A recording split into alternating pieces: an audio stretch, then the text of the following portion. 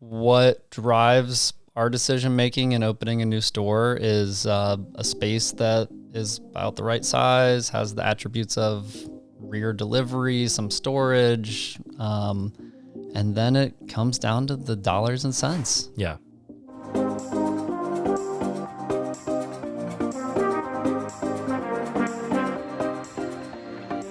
Hey everyone, my name is Ethan DeLeon, and I'm here with our founder and CEO of Small Nation, Jason Duff. Joining us on the show today, we have the CEO of Winans Chocolate and Coffee, Wilson Reiser.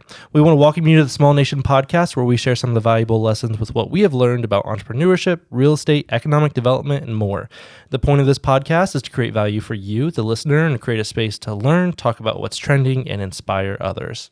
Wilson, welcome to the show. Thank you. Yeah, Thank you. So I am excited because Wilson operates one sweet business. Literally. Literally. There's a Not few your things best, that, Jason. There's a few things that I really love in life. One is red wine. Another one is unsweetened black iced tea or caffeine in general.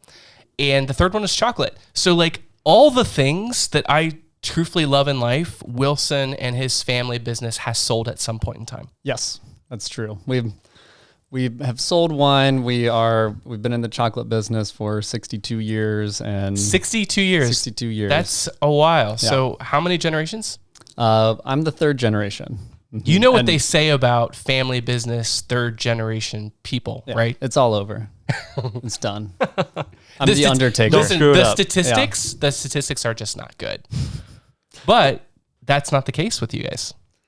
Well, I'm about a year and 2 months into owning the business, so don't give me too much credit yet. But no, I mean I've talked about that before. It's something that I wake up and try to stare in the face every day, and it's an opportunity, because if we get to that fourth generation, then we've beat the odds. But also, you know, what I do, what you do, it has to work for us. And for people that are multi-generational business owners, if it ends up at some point not working for their life anymore, then that's their decision. Can you take us back and tell us what was it like growing up at Winans Chocolates and Coffee? Yes. So when I was born, my parents bought a house that was directly next door to our original store. And there was one store at the time. I was born, my parents bought the business, moved to Piqua, left their corporate jobs. So I grew up on the same parcel of land as our store. When I started to walk, I could sneak back into the back room and steal chocolate, which my mom tried to put my sister Madison and I on a routine where we could only eat chocolate on Wednesdays, and that didn't work out very well. And our longtime bookkeeper Rita would sneak me chocolate, and she's still our bookkeeper, so she was investing in job security there, because you know, if someone gives you candy when you're two, you can't. Instant friend, right? Instant friend, yeah. So growing up in Winans was very, very intimate next door experience. I would walk my dad's lunch next door to him and give it to him, and we were right there. And after 11 years, my parents saw the light and realized that was completely insane to live next to your business, and you could never get away. Yeah. Right? No, never get away. Yeah. So. And always accessible. Mm-hmm. Like there's pros in the category, probably when you first think of it, that you're right there on site. You can, have a good kind of pulse on what's happening in the business, but being able to disconnect and just have time to think or be away or spend time with family, that probably had to be pretty hard. Yeah, I think it was a challenge for them. And, the business started to grow. So it was one location in Piqua. A couple years later, they opened the second location in Troy, Ohio. And then it slowly grew from there to the presence that we have today, which is 19 locations across Western and Central Ohio. That's growth. Yeah, it's growth. Mm-hmm. And part of that, your family has a DNA of making sweet things. And can you kind of speak a little bit, and that's kind of connecting to how our work is kind of interlapped here in Bellefontaine? Yeah. So the business was founded by my grandfather, Max Winans, and his brother, Dick Winans. And at the time, they were operating a bakery in Bellefontaine, Ohio. And my grandpa split and went and opened the candy store, and the two brothers ran both businesses together for a while. And then eventually my Uncle Dick ran the bakery in Bellefontaine, and my grandpa exclusively ran the candy store. So that's really where the business began, but also our connection to your community specifically. And then going back a generation before that, my great-great-grandfather was also a baker and in confections. So we do trace back 5 generations of that confectionery bakery business in this area. Wow. I had the chance to tour Winans. This has been a few years ago, and then go back recently to see some of the changes. But one of the coolest things about going into the manufacturing environment of where they make chocolate is, first off, the smells that hit you. Sure. I mean, and just seeing how the ingredients that are being blended in and mixed. But one of the pieces of equipment, and for those of you that know anything about baking, there's a company here in Ohio that's called Hobart. And Hobart has had the reputation of making some of the best commercial mixers in the world. If you're baking bread, if you're making pizza, if you're blending chocolate, whatever it is. But you have a very special piece of equipment in your Piqua manufacturing operation. Yes, we have the oldest Hobart mixer in the world in operation. We still use it to make marshmallow and a few other things. And my great-grandfather bought it in 1913. So still going, just put grease in it and it keeps going. Still works. Huh? Mm-hmm. Growing up, one of my favorite movies was Willy Wonka and the Chocolate Factory. And you cannot not have the feeling when you enter their environment and you just kind of see how different things are made. Probably one of the coolest things that Wilson introduced me to is in Ohio, there's a particular chocolate that we're famous for, and it is called a Buckeye. Not to be confused with the nut that is out on the street, but it's designed to look like that. Tell us about what Buckeyes are and kind of your unique process to how you make Buckeyes. Yeah, so Buckeyes are a peanut butter confection dipped in chocolate. That's really what the broad definition is, but people have different recipes for the peanut butter, and it can be manufactured in different ways depending on the recipe.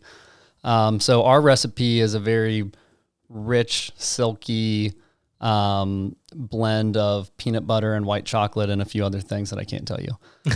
Secrets we can't. Super I was hoping secret, to spill them here on the show first. And then we dip it in real tempered chocolate, and we close up the little hole that we use to dip it because that attention to detail is something that's key to our brand, and it is our number one selling confection. And there's something about, so we make another piece which is the same peanut butter, but it's completely enrobed, which completely covered in chocolate. So they're really the same thing, but something about biting in and having that peanut butter bite and the chocolate, there is something special to it. As much as we say, hey, we're eat a peanut butter delight, it's the same thing as a Buckeye. There's just something special to it, and I think it might go beyond the Ohio State Buckeyes, and it's something about the texture, something about the mouthfeel when you bite right into it. So I'm ready for some chocolate right now. You brought us down this alley right here. Yeah, so. I actually think I have some Winans in my office. I just realized I brought you some, but I left it in the car. So don't worry. This episode, I'll walk out the car with you. Some eating. That's okay. I'll walk out the car with you. So growing up, did you always expect to take over the business someday? Did you see yourself there? Take us through the end part of your journey there going into, did you do college, things like that? Yeah. I'll do the quick version. Sure. So I started working at Winans as a barista when I was 11. I had a golf habit, so I needed to pay for it in some way. Started working about 20 hours a week early in high school. And when I got my license, I delivered chocolate to the stores. I worked in the factory. I roasted coffee. My dad took me to a coffee roasting class in Seattle when I was 16 years old. And that's super so cool. Jealous. Yeah. We were there for a week, and I learned how to roast coffee at Atlas Coffee Importers with like 15 other people that were all at least double my age. So worked in the business all through there. I always felt very blessed because I always had a job. When I needed to make money, I could always go put in hours. And I think that's one thing that we're really blessed about in family businesses is you always have somewhere to work.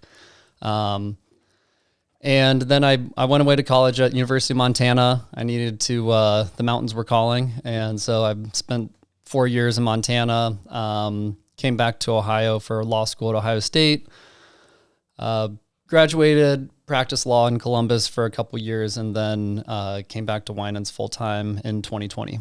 You want to be a barista again? Wanted to be a barista again. Not a barrister, a barista. Oops.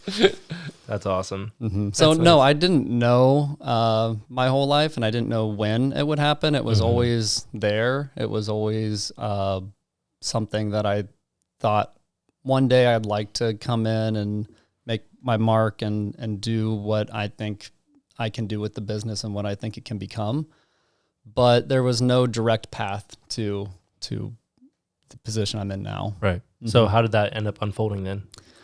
So 2020 came around, and there was, I don't want to spend too much time on this point, because whenever I'd turn on like a TV show or listen to something about COVID, I just am like, next. Yep. Yeah. Because we all had We get a it. It was hard bad. story, Yeah. and we could all spend hours and hours debriefing on that. But the family needed some help and some support, so I was practicing law, and then I was spending multiple hours a day working on things like the PPP and our occupancy load, and just trying to translate these rapid fire regulations and rules and help my parents make decisions. And I found out that my heart was really at Winans, and there was no reason to continue practicing law for any extended period of time. And I was going to learn a lot going back to the business. So I went back and helped out. And then January 1st, 2022, I bought the business from my parents, and I just finished my first year as the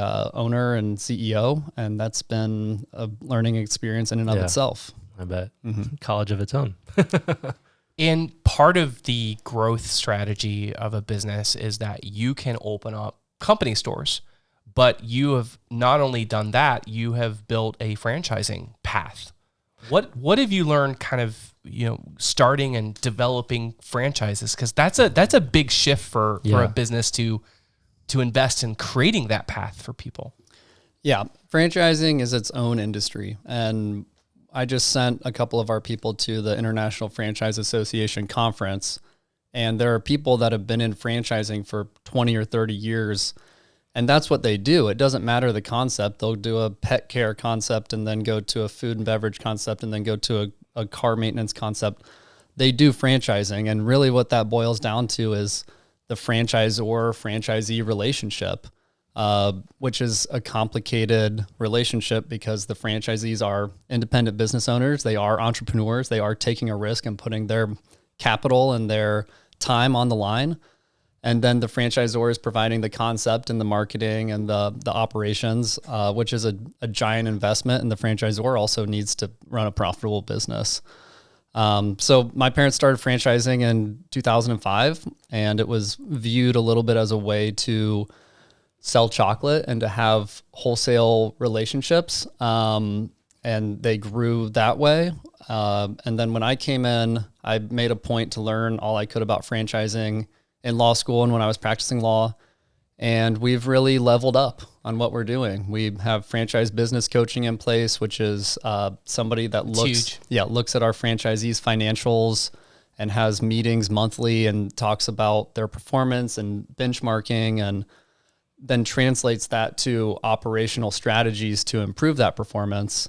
We also have field visits. So we have a young lady that goes around and visits every location at least once a month and does a scorecard. And it's really not a punitive thing. It's, hey, your managers can improve on this. You didn't have this product on the shelf. So it's really meant to drive robust unit level performance, which means franchisees making money.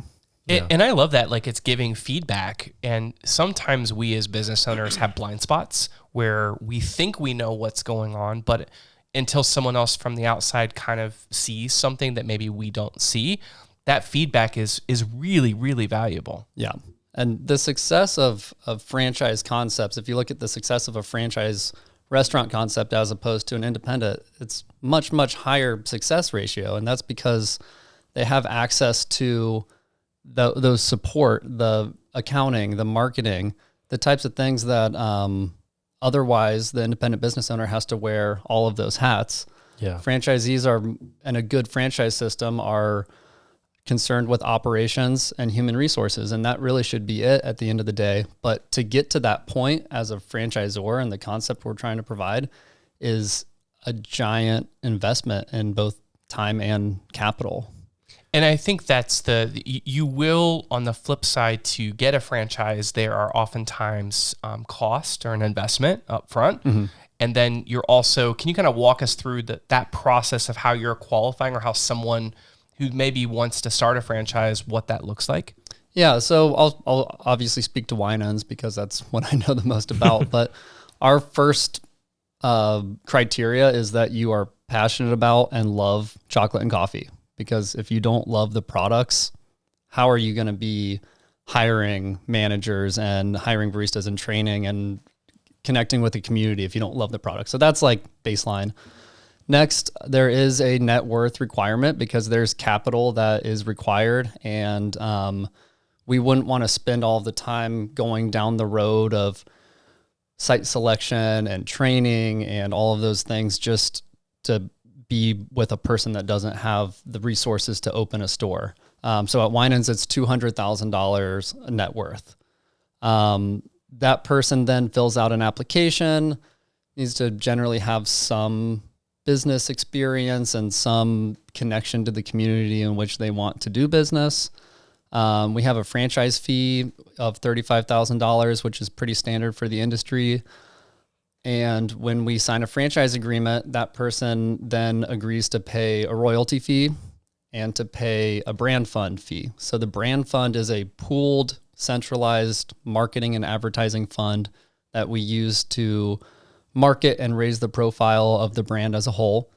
And we manage that as the franchisor. Mm-hmm. And then the royalty fee is to pay for the franchise business coaching, the field support, and then to run a profitable business. For Winans, we operate company stores and we're a manufacturer. So that's two things that not all franchisors do. A lot of franchisors just sell a franchise, support it, and then have a distribution network for the products. And a lot do not operate any of their own stores. So we do a lot of things. I think why that's valuable is that with you having your company stores, you're actually in the trenches listening to what's happening and can test out different things in your company stores that if it works out well, you could introduce and launch in your franchises, and vice versa. What's happening with one franchise with the coaching and mentorship that your business coaches are providing, you can replicate maybe that success to another franchisee in another market. Yeah, we learn a lot from our franchisees when they are selling a lot more caramel apples than one of our stores. We go and we say, what are you doing? Yeah. How are you doing this? And we learn, and then we can take that and communicate it to the rest of the network to try to help everybody improve their sales.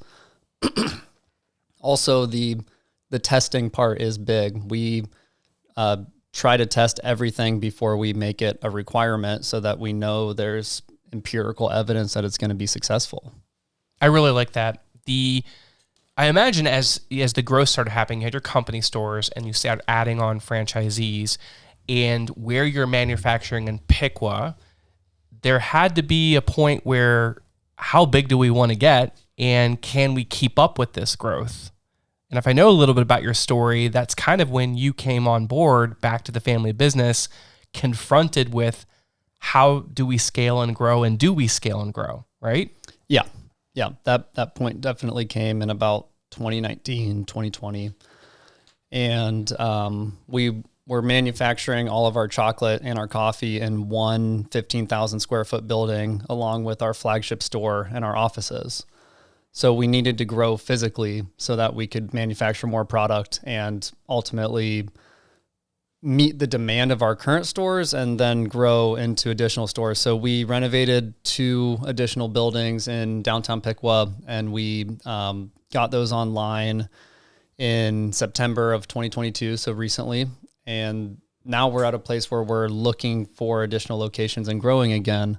But we're in 6 different verticals of business. We manufacture chocolate, manufacture coffee, we do our distribution, we do franchising, we do online sales, and it's a lot of things. Yeah. And when you, just for those listening, when you say verticals, can you describe what you mean by that a little bit? Right. So in any one of those things I just listed, you could build a business around it. You could build a business out of operating company stores. You could build a business out of franchising, out of distribution. So we operate in all of those areas to support our business instead of contracting to a third party to make the chocolate or to distribute the chocolate or to do our web sales. We do that and manage all of it ourselves. Yeah.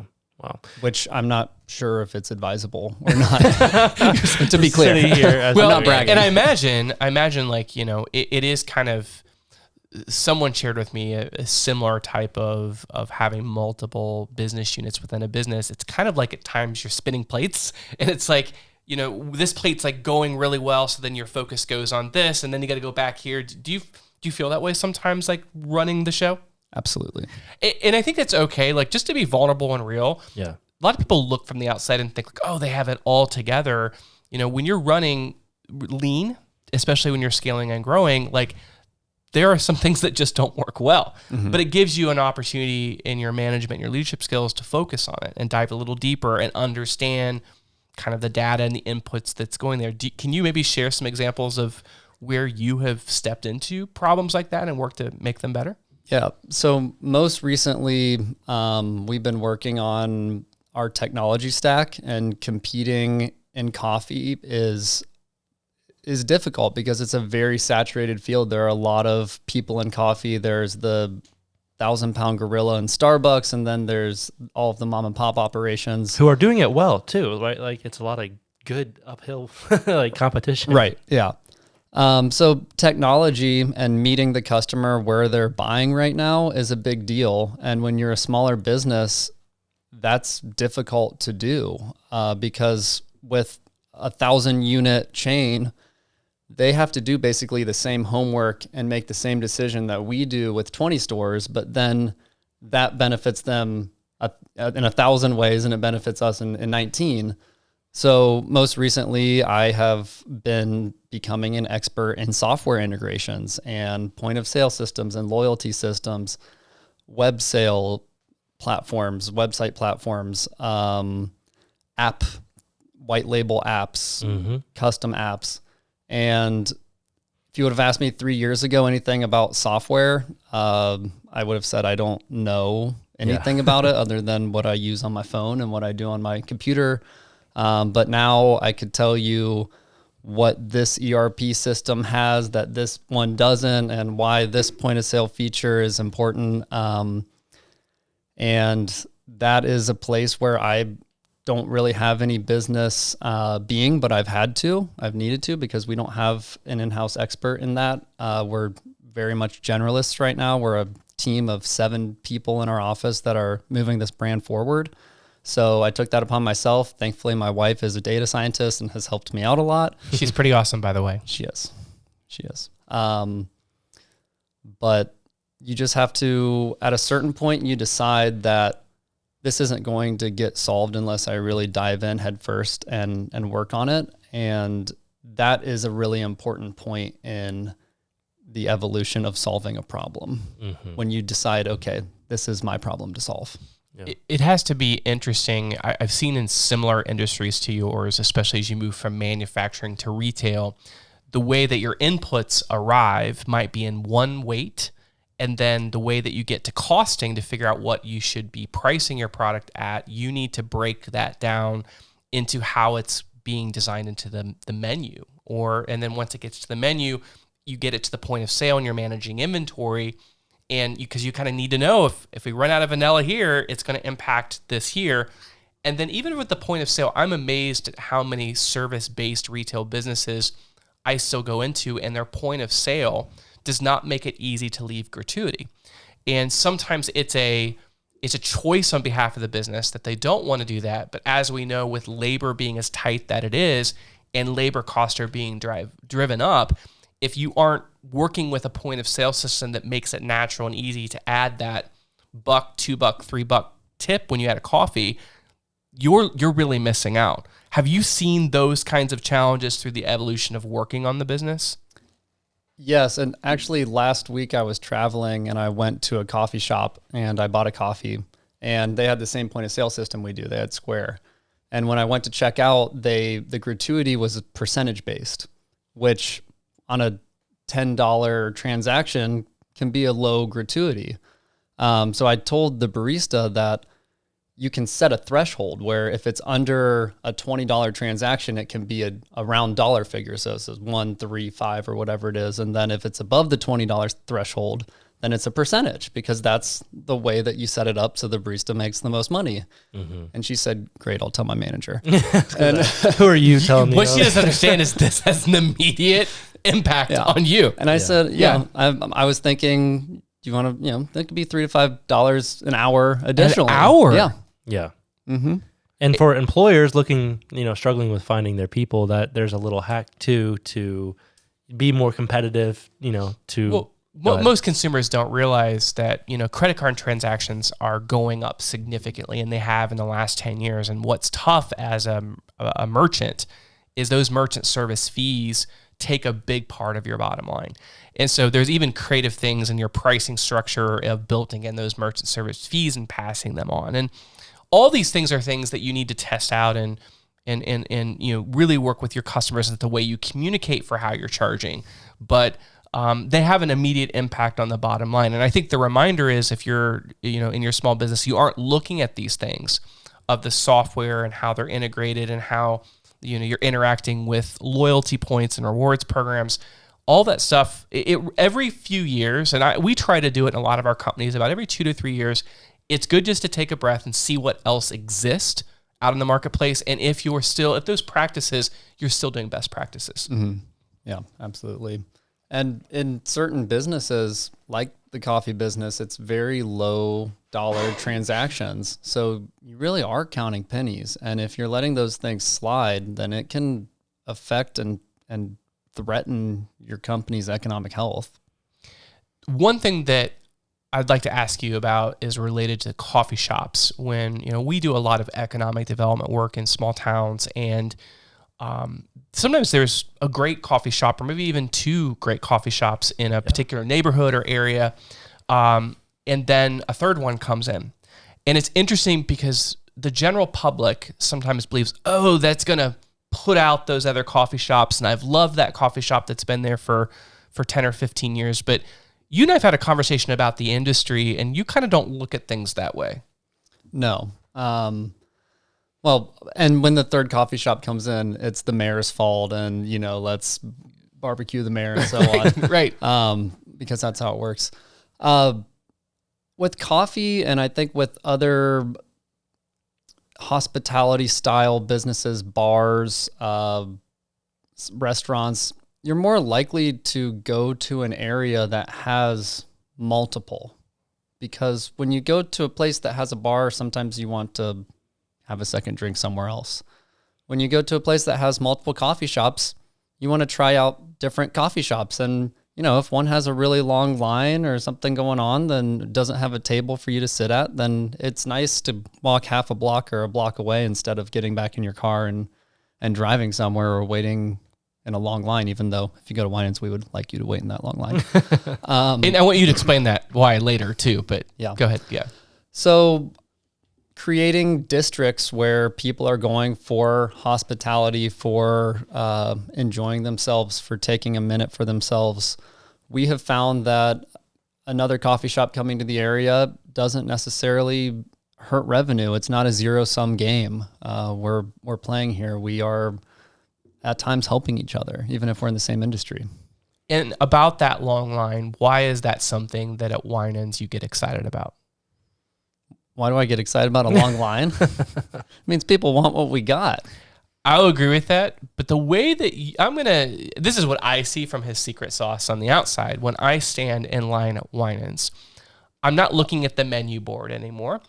Even after I've put my order in and there's still a long line where I'm waiting to pick up my coffee, what am I doing? Yeah. We want you to be looking at our chocolate case, and we want your your mouth to be salivating a little bit. And let me thinking tell about that you, chocolate. hook, line, and sinker. I was at his Pickwa store. Probably this has been 3 or 4 months ago. We had a meeting, and of course, I stopped back and need a coffee before I go. I am there, and just conveniently within my hand's reach are boxes of caramels, are boxes of peanut butter. What do you call them? Peanut butter Delights. Delights. Of course, I'm going to pick up one of those. And of course, I need a little bit of caramel too. And I go up the counter and she says, $59.65 or whatever it was. So I walked out. I'm planning to get a cup of coffee. I walked out spending $60. And it was probably the best $60 because on my way home, I ate half both of them plus my coffee. And I was going to save them for my guests, but there was only half left. Yeah. How many people are like me that do that? Well, No, not I'm enough. weird. I'm weird. Okay. I would love that $60 mark. That's wonderful. Okay.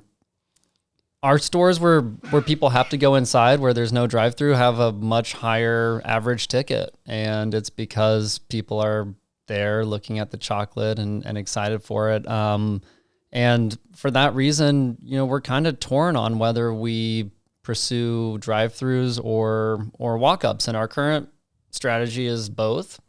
But what we do really good at is running a chocolate shop and running a warm environment that people can come hang out in. We're not the best in the world at drive-throughs.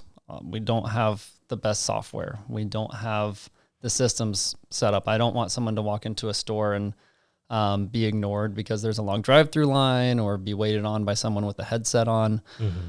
So that's one of those things that's kind of unfurling right now, and we'll see where it goes. Gotcha. The economic development driver of putting a coffee shop in a shopping center in a downtown, what have you seen as you've expanded and grown your footprint, what it's done for neighborhoods and communities? I don't think we can take credit for any towns that have revitalized. We have been early entrants into many small towns, and what coffee does is it drives transactions, it drives traffic. Our stores on average drive 200 to 300 transactions a day. That's a lot of people coming in and out. That's a lot of people parking and getting out of their car or driving by, and it does make the surrounding properties potentially a little bit more attractive to people that want to run other businesses that that have people coming by. So I would almost say that question is almost more geared towards you. Like what, when you're thinking about development in, the town you visit, or you did it here in Bell Fountain, you started with coffee, explain the strategy of why. I mean, obviously everyone loves a good coffee shop, but it's more than that. So I think Wilson's being pretty humble, which is a good thing. But I have seen where a coffee shop is the lifeblood that starts that economic engine for those 200 or 300 people. That's the traffic. The other piece that it brings gives a sense of community, and coffee spurs conversations. It also brings people together. It's a place for where you can host events. And it's also creating the culture around giving gifts. Like, how often is it you bring and pick up a coffee for your coworkers at the hospital, or, plan your community meeting around bringing in, coffee and baked goods from the local coffee shop. So I think that for towns that are really working to bring a point of pride back to a particular neighborhood or area, it's a really important driver. Yeah. But I think the difference about what Wilson and the Winans team are doing is it's coffee. It really, even in their name, it's Winans Chocolate and Coffee, because the chocolate piece is something that most coffee shops aren't making and doing. So it's special. Yeah, and to put a little bit finer point on the development side, what we're trying to do with small towns is emulate what we want as social creatures. We want interaction. You don't get interaction when you go to the drive-through or you go to a strip mall. We want to build areas that foster interactions, and there's not a type of business that does that better than coffee, because you drink it and you're ready to go. You're ready to talk. You're ready to do your job. You're ready to take on the world. Yeah. So I think it is very consistent with the idea of small town development as a whole. Yeah. Obviously we're talking about it now, but we like to create conversations not only for entrepreneurs, but also developers. What are some of the things that communities can do to make it easy, make it an easy yes for a company like Winans? And honestly, this could be, geared up to either of you. Like, what are some of those things that you're looking for? We talked about some of those benchmarks for a franchise owner, but like, beyond that, like, what are you kind of eyeing when you're looking at growing and expanding?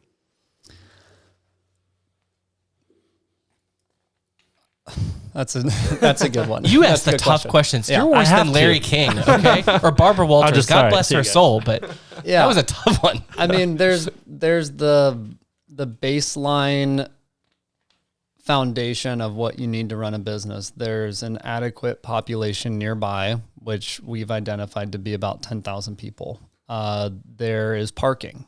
Mm-hmm. We generally are transported in this country by our cars. There's no train station we're jumping off of, so there needs to be parking. Sorry to interrupt, but we talk about parking probably on every It comes up about every week. podcast. So I think I need to make a button on here that'll like, every time we talk about parking. Yeah. Solution. Sorry to interrupt, but Parking go ahead. will make or break a location. I mean, that's just the reality of it. Yeah. That's how we get around.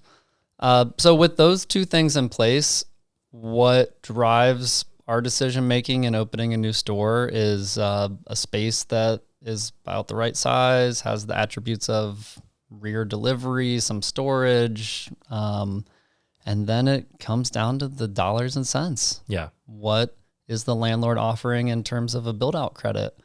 What is the condition of the property? What's the per square footage rent? I really look at renewal clauses really regularly.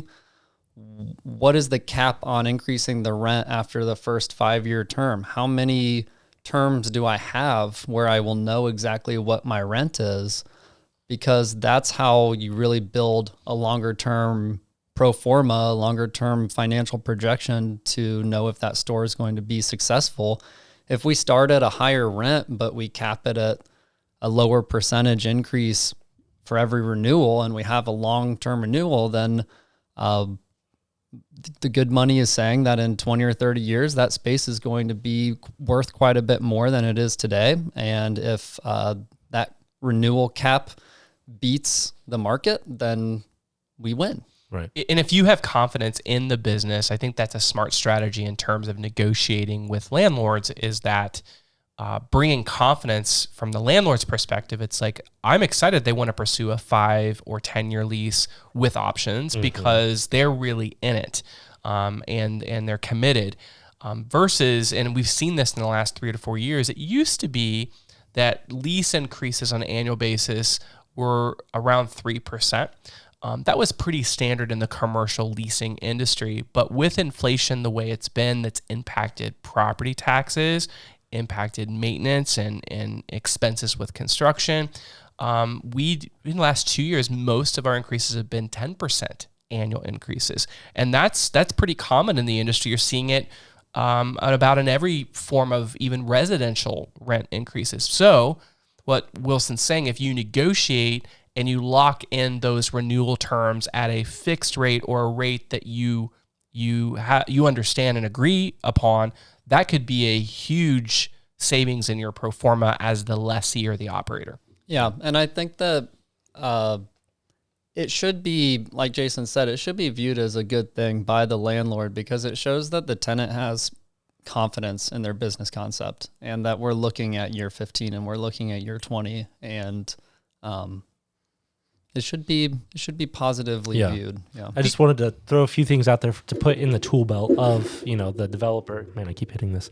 It's your fault. Yeah, in other communities who are trying to recruit businesses, something that we hear about all the time. It's not easy to do in the beginning. And a lot of times, developers will start their own, businesses in those spaces because they can't recruit. So any value can provide there. I love it. Anything else? No, the other thing is just share that what I see the power of a coffee shop for economic development is we've seen once the coffee shop comes, specialty retail want to be around it. Yeah. And particularly in what we're doing here in Bell Fountain, you'll see that there are great antique shops and boutiques and hair salons that want to flock to be near the coffee shop, because that, again, is that heartbeat of traffic, energy, and life. And it's also a win-win for the coffee shop, because those folks that are getting their hair done or working in the salons, they're probably some of your best customers when you've got one nearby. So, Absolutely. Yeah, win-win. That's awesome. Well, as we're kind of wrapping up towards the end of this, do you have any of the professional development resources that, were helpful for you along your journey that you can share with our guests today? Yeah. So some of the kind of cliche books, but that I think are amazing, Extreme Ownership,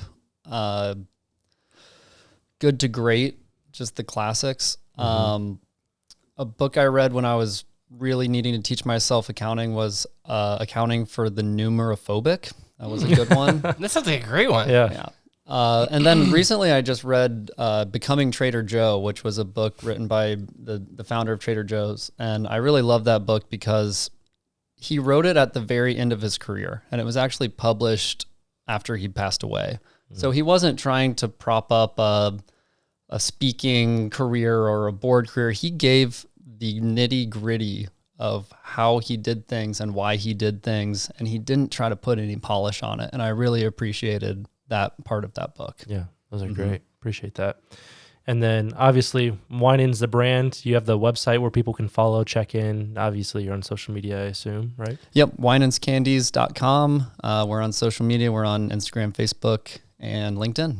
That's awesome. And just to give some bragging points to Wilson, so I was scrolling through my Forbes feed and saw a little hook for an article of some of the coolest gifts to buy for Valentine's Day, and Wilson was and Winans was featured in that article. Yes, we were, for Easter baskets. Baskets. So people, if you're listening and not near a Winans store, you can jump right on in your website and purchase one and ship it anywhere. Absolutely. Yeah. Jump right online. That's awesome. Well, congratulations on that placement too. That's an honor. Thank you. Jason, you had a golden nugget for us today?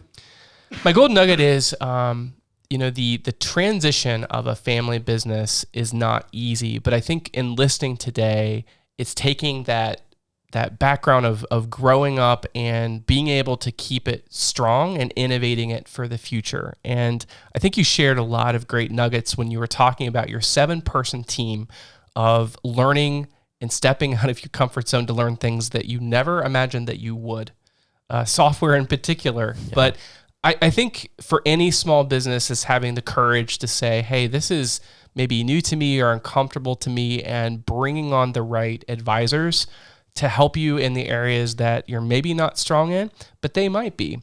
And, just in me developing a friendship with you, like, I think what you're doing is super cool, and I'm so excited to see you grow and expand that. And the work that we do here at Small Nation, helping towns revitalize and restore, I think coffee can be a great part of that. So just excited to help with seeing your business continue to grow. And I think that there's an energy you want to do the same. So yeah, I'm really blessed to have you as a friend and advisor, and I'm looking forward to what we can accomplish together. Let's do this. Yeah, it's going to be fun. Thanks. Yeah. Well, thank you everyone for tuning in and checking out the Small Nation podcast. You can find us anywhere that you listen to your podcast, including Spotify, Apple Podcasts, and even the Small Nation YouTube channel. I hope you were able to pull some value from that conversation, and we hope to see you in the next one. If you enjoyed it, be sure to leave a like, comment, or a 5-star review to help more people to discover this podcast. Stay tuned to Small Nation on social media to keep up with all the cool projects that are happening here. And until next time, this is Ethan with the Small Nation podcast signing off. Thanks, everyone.